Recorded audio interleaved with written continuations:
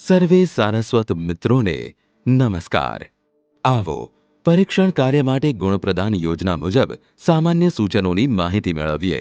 મૂલ્યાંકન શરૂ કરતા પહેલા સંયોજક, સમીક્ષક અને પરીક્ષકોએ પ્રશ્નપત્ર અને ગુણપ્રદાન યોજના એટલે કે નમૂનાની આન્સર કીનો સંપૂર્ણ અભ્યાસ કરી ચર્ચા કરવી।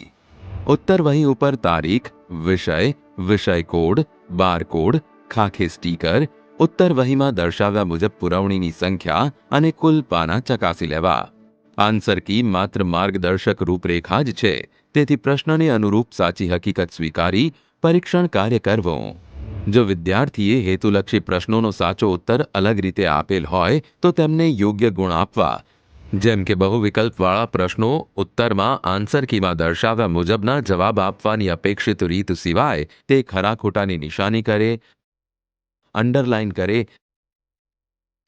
વર્તુળ કરે અથવા વિકલ્પ લખે, જવાબ લખે અથવા બંને લખે તો તેમને જવાબ આપવાનો પ્રયાસ ગણીને મૂલ્યાંકન કરવું। એવી જ રીતે ખાલી જગ્યાવાળા પ્રશ્નમાં પણ અંડરલાઇન કરે, ફક્ત જવાબ લખે, વિવિધ રીતે જવાબ આપેલા હોય તેમને જવાબ આપવાનો પ્રયાસ ગણીને મૂલ્યાંકન કરવું। જોડકા જોડવામાં પણ વિદ્યાર્થી અલગ અલગ રીતે જવાબ આપે તો તેમને પણ ધ્યાને લઈને મૂલ્યાંકન કરવું। આ જ રીતે ખરા ખોટા છે તે જણાવવામાં પણ વિદ્યાર્થીઓ પોતાની વિવિધ રીતે જવાબ આપતા હોય છે। ખોટા ઉત્તર માટે ખોટાની નિશાની કરી શૂન્ય ગુણ મૂકવા અને પ્રત્યેક સાચા ઉત્તર માટે ખરાની નિશાની કરી સ્પષ્ટ અને સુવાચ્ય અંગ્રેજી અંકમાં ડાબી બાજુના ઊભા હાંસિયામાં ખૂણાની નિશાની કરીને ગુણાંકન કરવું। જેમ કે લખેલ અંક મૂળ અંકથી બીજા અંક જેવો દેખાય છે, જેમ કે 2 શૂન્ય જેવો દેખાય છે, 7 9 જેવો દેખાય છે, 7 4 જેવો દેખાય છે। જે પ્રશ્નના ગુણ પૂર્ણાંકમાં ના હોય તેવા ગુણને અપૂર્ણાંકમાં ના લખતા દશાંશ સ્વરૂપમાં લખવા। ઉત્તર વહીમાં વિભાગની શરૂઆત થતા પેજ પર નિયત કરેલ ખાનામાં ગુણ દર્શાવવા। જનરલ ઓપ્શનના વિભાગમાં વિદ્યાર્થીએ માંગ્યા કરતાં વધુ ઉત્તર લખ્યા હોય ત્યારે બધા જ પ્રશ્નના જવાબ ચકાસી યોગ્ય ગુણ આપવા। ત્યારબાદ મહત્તમ ગુણ ગણતરીમાં લેવા અને ન્યૂનતમ ગુણ જે ગણતરીમાં લેવાના નથી તેના પર વર્તુળ કરવું। સરવાળો કરતી વખતે ભૂલ ન થાય તેની ખાસ કાળજી લેવી। જુઓ અહીં 5 ગુણ ગણતરીમાં લેવાના રહી ગયા।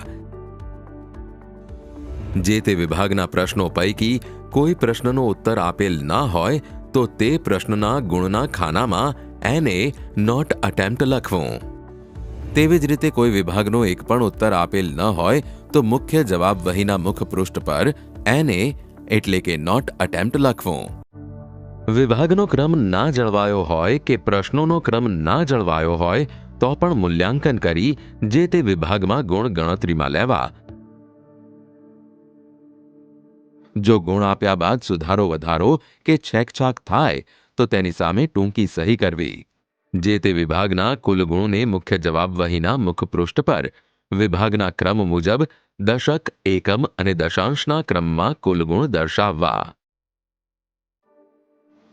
પ્રથમ પેજ પર દરેક પ્રશ્નના ગુણ મુકાઈ જાય પછી ચોકસાઈપૂર્વક સરવાળો કરવો। સરવાળો જો અપૂર્ણાંક હોય તો દર્શાવ્યા મુજબ પૂર્ણાંક સંખ્યામાં જ કુલ ગુણ લખવા અને ત્યારબાદ શબ્દોમાં આ રીતે લખવું। સમીક્ષક અને કોઓર્ડિનેટરે ખાસ ધ્યાનમાં લેવાની બાબતો જોઈએ તો સમીક્ષક કોઓર્ડિનેટરે પરીક્ષકોએ તપાસેલ ઉત્તર વહીની સમીક્ષા કરવાની હોય સમગ્ર ઉત્તર વહી નવેસરથી ચકાસતા હોઈએ તે રીતે ચકાસવી। આપને અપાયેલ જવાબદારી મુજબ જ જે તે કલરવાળી પેનનો ઉપયોગ કરવો। જેમ કે પરીક્ષકે લાલ શાહીવાળી પેન, સમીક્ષકે કાળી અને કોઓર્ડિનેટરે લીલી શાહીવાળી પેનનો ઉપયોગ કરવાનો હોય છે, જ્યારે વેરીફાયરે પેન્સિલનો ઉપયોગ કરવો।